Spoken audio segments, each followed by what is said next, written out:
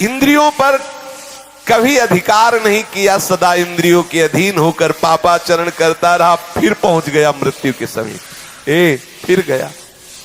जिस महान दुर्गति से बचने के लिए हरि ने अवसर दिया था, फिर वहीं पहुंच गया। चूक हो गई। अब उस समय उसको जितने उसने पाप किए, भोग भोगे, वो सब एक साथ आकर्षित करते, ध्यान रखना, आकर्षित करते हैं। एक शब्द उच्चारण नहीं कर सकता, हृदय थर थर कांपने लगता है, श्वासों में कफ रुक जाता है, श्वासों में जाके अरे बहुत दुर्गति होती है, कफ रुक जाता है, ना तो नींद ले सकता है, ना तो भूल सकता है। कितने कितने भयानक कष्ट उसके ऊपर। स्त्री पुत्र नौकर चाकर सब उसकी अवहेलना करने लगते। वो बोलना चाहता, सुनो हमें प्यास लगी है, वो निकल गए, पास से निकल गए। बहू बेटे जिनको उसने बहुत प्यार से पाला, जिनके लिए अधर्म करके धन एकत्रित कर लिया, वो वहां नाश्ता पा रहे हैं, कई तरह के पदार्थ, और वो देख के ललचा रहा है। अगर कुछ बोले तो डांट खाए। और क्योंकि अब वो कहते हमको भी ना बोले, हमें तो ड्यूटी में जा, पड़े पड़े खांसता रहता, पा लेना कभी तू पा लेना, और अवहेलना करके निकल जाते हैं। और आजकल तो बहुत बढ़िया कृपा हो गई, घर में ही नहीं रखते, अनाथालय में छोड़ जाते हैं, वृद्धाश्रम में जाके कुछ रुपए जमा किए और ये ले वो कूड़ा करकट वहीं जमा करो। बेकार शोभा बेकार होती घर की। जो भगवत स्वरूप वयोवृद्ध हैं, जिनकी सेवा करना हमारा परम धर्म है, उनको हम अनाथालय में भेज देते हैं। हाँ, क्यों? अब हमारी सो खराब होता है ना, दरवाजे में बैठे खांसता रहता है, थूकता रहता है। वीआईपी लोग हमारे मित्र हैं, ये वहीं तुम भी पहुंचोगे, वीआईपी वहीं पहुंचोगे। जो तुम अपने माता पिता बुजुर्गों का अपमान कर रहे हो, ठीक आप अपने लिए इंतजाम कर रहे हैं, अपने लिए इंतजाम कर रहे हैं।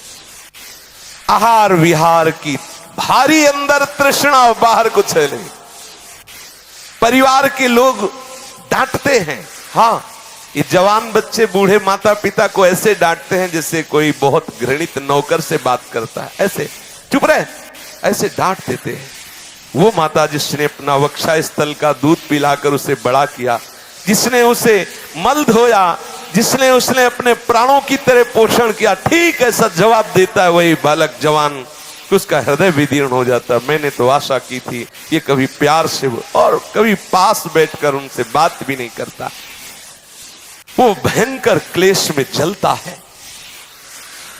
जो जो उसने कर्म किए, वो कर्म उसके ऊपर हावी होते हैं। अब लंबी लंबी सांस ले रहा, असमर्थ हो गया, कोई उपाय नहीं दिखाई दे रहा।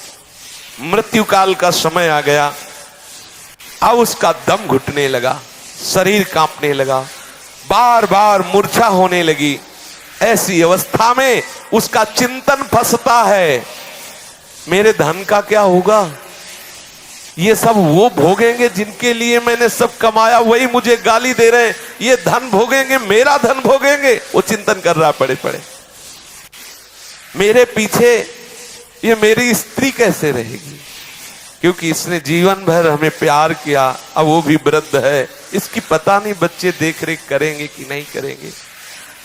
ये नौकर लोग पता नहीं हमारे परिवार का ख्याल करेंगे कि नहीं करेंगे।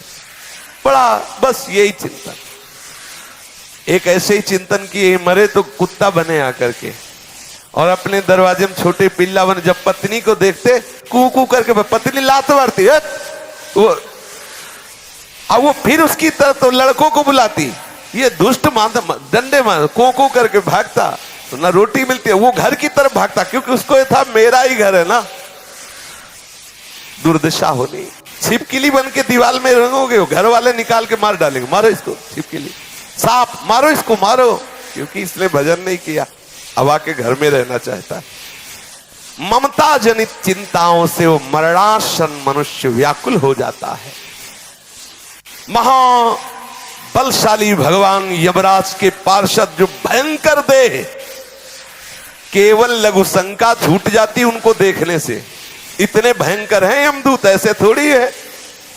देखने से जब आके घुर्राते हैं तो लघु शंका छूट जाती है, घुरघुराहट शुरू हो जाती है। अब कभी भजन किया नहीं तो सर्व समर्थ श्री हरि प्रिया का याद नहीं आया, स्मरण नहीं आया, नहीं वो बचा लेते। आंखें उलट गई, तालु कंठ ओठ सूख गए, भीषण यंत्रणा, बार बार हाथ पैर पटकता है, कंठ रुक जाता है, श्वास की गति रुक गई, गले में कफ आके अटक गया और यमराज के दूध पिटाई शुरू किए, निकल बाहर इस घर से, मिला था ये शरीर तेरे को भजन करने के लिए, अपराध के अब चल, तुझे हम दिखाते हैं उसका परिणाम क्या होता है।